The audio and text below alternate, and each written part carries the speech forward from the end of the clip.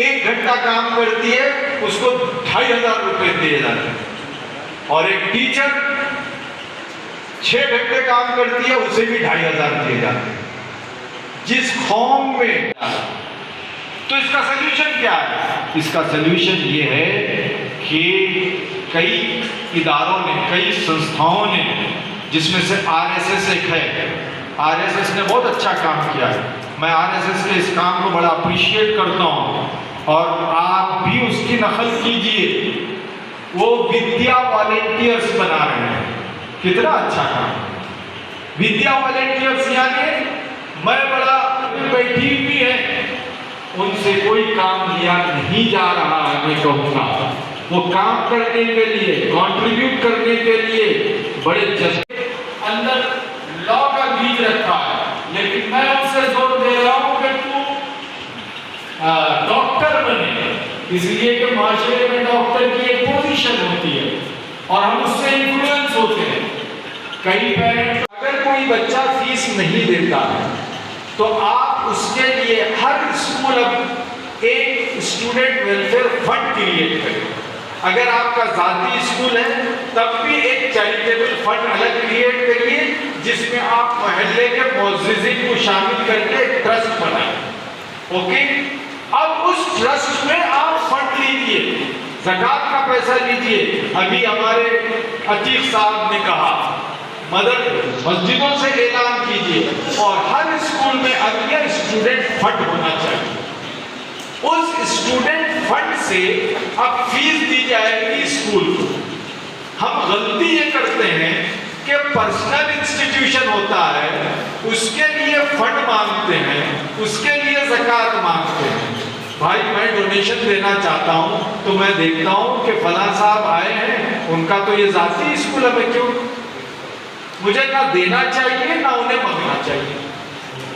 आपने अपना कीमती मशवरे दिए हैं, जो तरतीबें आपने बतलाई और समझाई, इंशाल्लाह उस गाइडलाइन को फॉलो किया जाएगा इंशाल्लाह, और आपसे इंस्ट्रक्शन रहेगा और आपसे जो है आपकी सरपरस्ती के अंदर और बातें तक जो है इंशाल्लाह पहुँचती रहेंगी। इन्हीं जज्बात के साथ मैं हमारे लाइफ पर जितने मेहमान गिरामी हैं उनका शुक्रिया अदा करता हूँ, हमारी बहनों का शुक्रिया अदा करता हूँ, और हमारे अपने साथी जो यहाँ तशरीफ़ लाए उन सबका भी शुक्रगुजार हूँ। साथ ही साथ मैं मोहतरमा शबनम अजीज साहिबा जो रिप्रेजेंट कर रही हैं हमारे तालीम के बाबा कौम को, जो मोहम्मद अतीक साहब जो है वो काबिल कदर और काबिल एहतराम हमारे राजस्थान की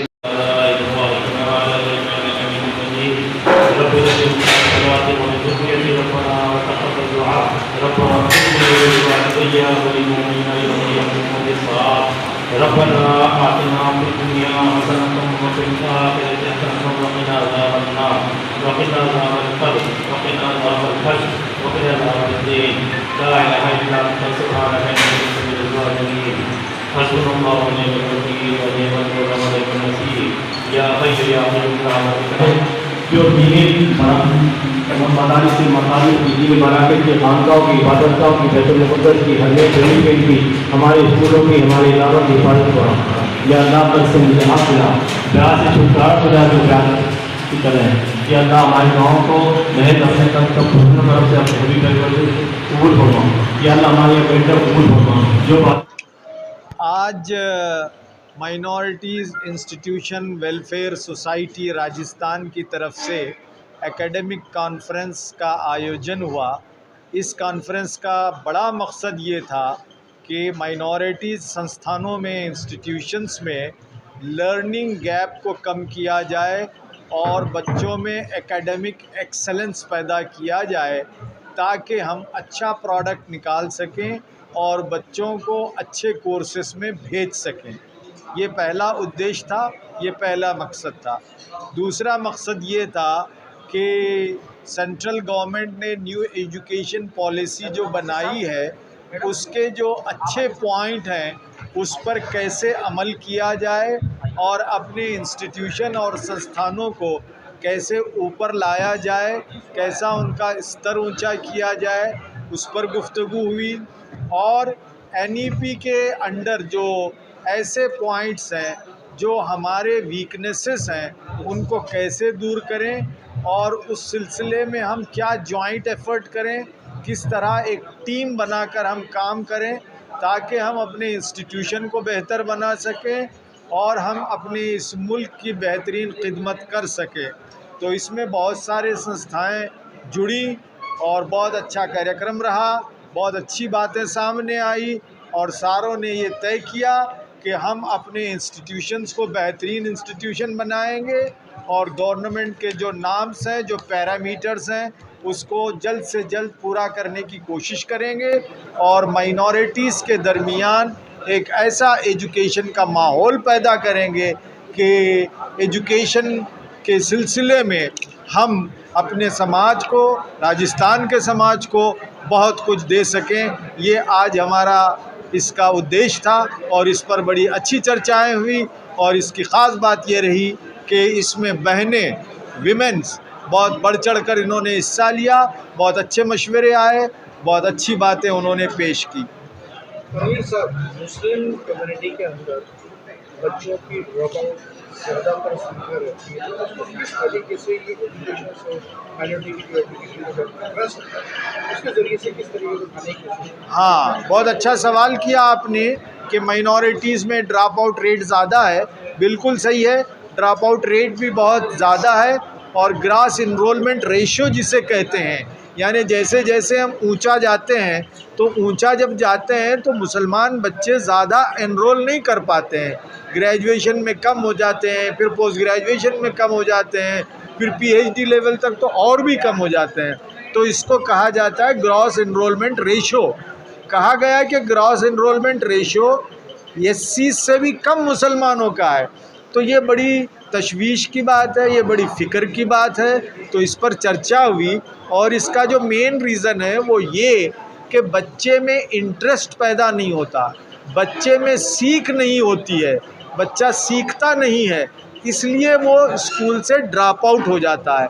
तो आज हमने ये बात की कि हमारे संस्थानों में, हमारे इंस्टीट्यूशन में टीचर्स का एटीट्यूड बदले, टीचर्स बच्चों पे इतना कंसंट्रेशन दे और बच्चों पर इतनी मोहब्बत निछावर करे, इतना प्यार दे कि बच्चा कॉन्सेप्ट को समझ सके, बच्चे को खुशी हो कि आज मैंने 2x + 3x = 14 का सल्यूशन तलाश कर लिया। वो हैप्पी घर जाएगा तो फिर वो दूसरे दिन हैप्पी स्कूल आएगा। तो ये वातावरण, ये माहौल स्कूलों में पैदा करने के सिलसिले में चर्चा हुई और हम तमाम ने एग्री किया कि इस सिलसिले में हम अपने टीचरों को ट्रेनिंग देंगे और इस तरह की एक तब्दीली अपने इंस्टीट्यूशंस में लाएंगे। मेरा आपसे एक सवाल, जैसे आपने अभी अपनी स्पीच में कहा कि जो बच्चे फीस देने लायक नहीं है, हाँ, उनके लिए एक ट्रस्ट बनाई जाए स्कूल को और उसमें से उनको लिया जाए। लेकिन यहाँ स्कूल में तो अक्सर ऐसा होता है, कुछ स्कूल ऐसे हैं उनकी फीस 25 के नहीं होती तो कोई एग्जाम में बेटी नहीं दिया जाता। इस पर आप क्या कहना चाहिए? देखिए, ये बड़ा मसला कॉम्प्लेक्स है। मैं स्ट्रेट अवे स्कूलों के ज़िम्मेदारान को भी दोषी नहीं ठहरा सकता और ना ही मैं पेरेंट्स को दोषी ठहरा सकता हूँ।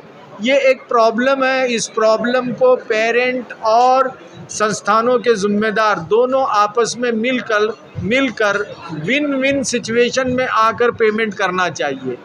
आज मैनेजमेंट का प्रॉब्लम अलग है। मैनेजमेंट को चाहिए कि वो गरीब बच्चों के सिलसिले में कुछ स्कीम बनाए, जिस स्कीम का मैंने जिक्र किया, स्टूडेंट वेलफेयर फ़ंड बने। स्टूडेंट वेलफेयर फ़ंड में कम्युनिटी पैसा दे, कम्युनिटी के बिजनेसमैन पैसा दें, ज़कात का पैसा उसमें डले और उस पैसे से फ़ीस पेमेंट हो, उस पैसे से बिल्डिंग फंड ना लिया जाए, उस पैसे से फ़ीस पे हो। एक चीज़ हो गई। दूसरी चीज़ पेरेंट की है। पेरेंट का एटीट्यूड भी बदलना चाहिए। आज पेरेंट रात में वो चिकन फ्राइड तो ले जाते हैं, लेकिन चिकन फ्राइड के बजाय वो दाल ले जाते और बकिया पैसा बच्चे की शिक्षा के लिए रखते, तो ये चीज़ काम में आती। ओके, पेरेंट ये समझते हैं कि एजुकेशनल इंस्टीट्यूशन फ्री एजुकेशन दें, तो ये तो पॉसिबल नहीं है।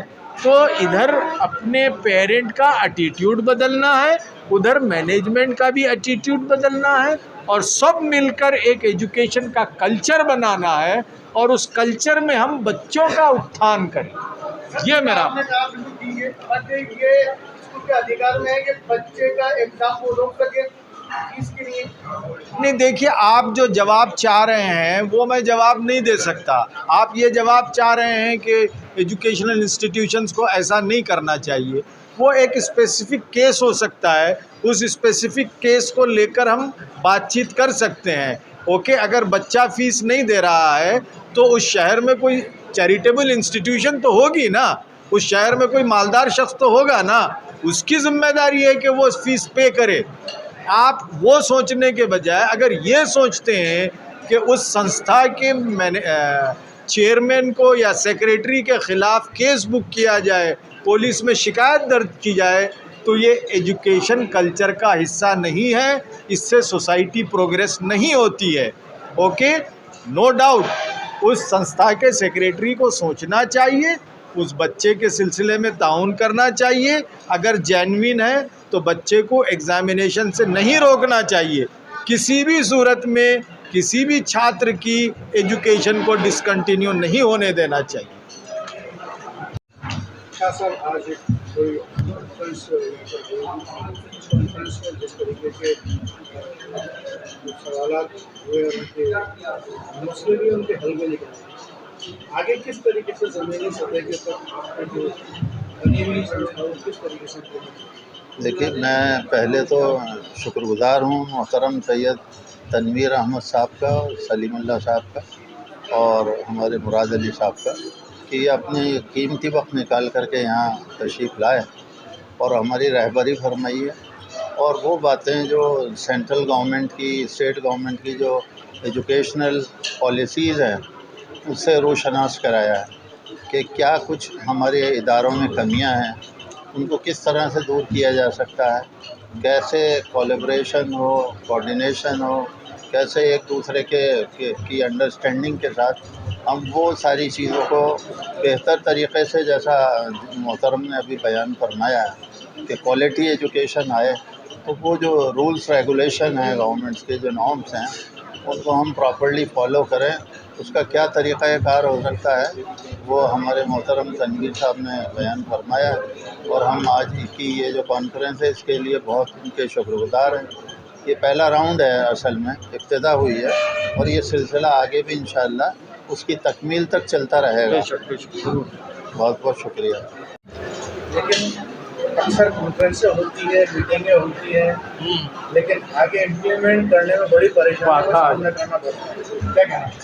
नहीं, असल में ये जो लर्निंग गैप की जो बड़ी प्रॉब्लम थी, आज जिसकी चर्चा पूरे वर्ल्ड में दिल्ली गवर्नमेंट की हो रही है, उसी मॉड्यूल को हमने यहाँ इंट्रोड्यूस कराया है, और ये प्रैक्टिकल है, एप्लीकेबल है, इस बात की लोगों को हमने पूरी इंश्योर किया है, और उनमें ये हौसला पैदा किया है कि अगर ये समस्या आप करेंगे तो समाज की बहुत बड़ी खिदमत, आप बहुत बड़ी सेवा, मानवता की सेवा। यूँ मानिए जो बच्चे अभी ड्रॉप आउट हो गए हैं, या जो ड्रॉप आउट होना चाह रहे हैं, या जो आपके लिए सरदर्द बने हुए हैं, या पेरेंट्स के लिए जो सरदर्द बने हुए हैं, या बच्चे जो आगे जाके पढ़ाई से दूर हो रहे हैं, या उनका जो लेवल जो एट द ग्रेड लेवल पर नहीं आ रहा है, उसको हमने बहुत अच्छी तरह से एड्रेस करके सवाल जवाब के ज़रिए हल किया है।